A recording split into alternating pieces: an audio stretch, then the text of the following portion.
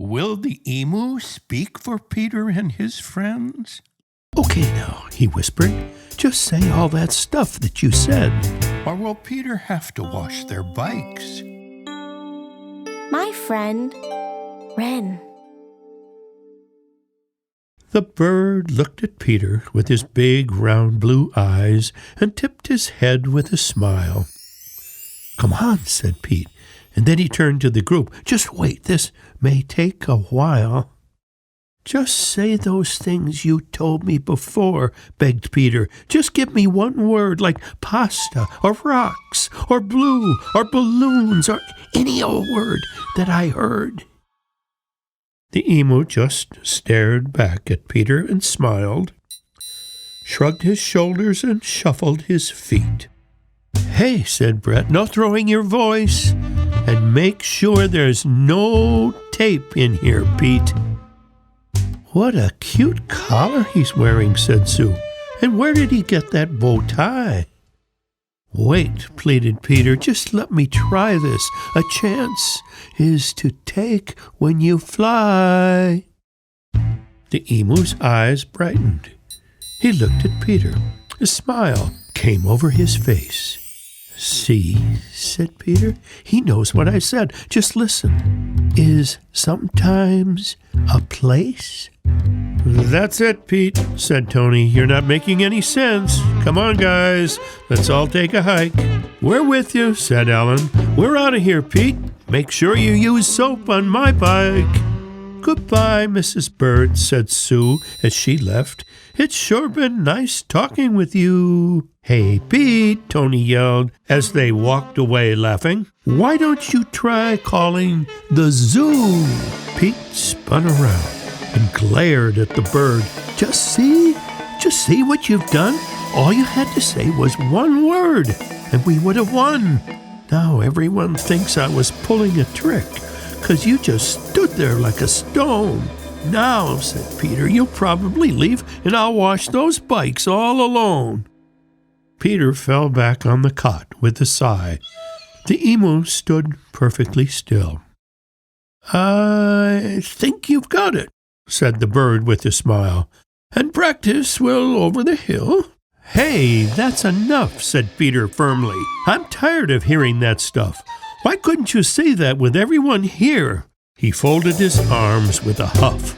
Pure gold, said the emu, makes quiet so deep that sailors ask, where does wind go? Then they grew silent in the afternoon heat, and the flies buzzed soft at the window. Who knows how long they stayed in the shed without ever saying a word? The shadows grew long, and up on the wires a dove's twilight song could be heard. Peter propped himself up on his elbow very slowly. He stared at the bird for a while. A wing can either be useful or not, depends, he said with a smile. The bird raised his head and squinted his eyes. What are you doing? Peter asked. Oh, moments like bells get ahead of the heart, and sometimes the king drops the mask. Oh, I guess, said Peter, and then thought a while. Well, he said, seconds go fast. Oh, it's very possible, too, said the emu, that race cars grow small in the past. Probably true, said Peter quite slowly. I've seen a flower be glad. Oh, cabbage is happy, said the bird with a smile. Then Peter said, clocks can't be sad. The bird heaved a sigh as he walked to the door, saying, over is all rainbows do. Hey, said Peter, what's going on? I'm just getting going with you. Oh, said the emu, I think you get it, and I might come back if you don't. Most teachers pass forward the daisy they water, and not to grow up takes a won't. So leaving begins when a suitcase is blue or purple, said Pete, trying to smile. Oh, after a two is a breeze, said the emu, and the country is long for a mile. Maybe someday, said Peter, I'll get what you mean, but Sure is not when no will be. Ah, now is as good as a blue pickle jar, said the emu, and songs are sung in the sea. So, goodbye, said the bird. Goodbye, and remember, an I can get big as a bee, and W often is served too often, and keeping doors open is key.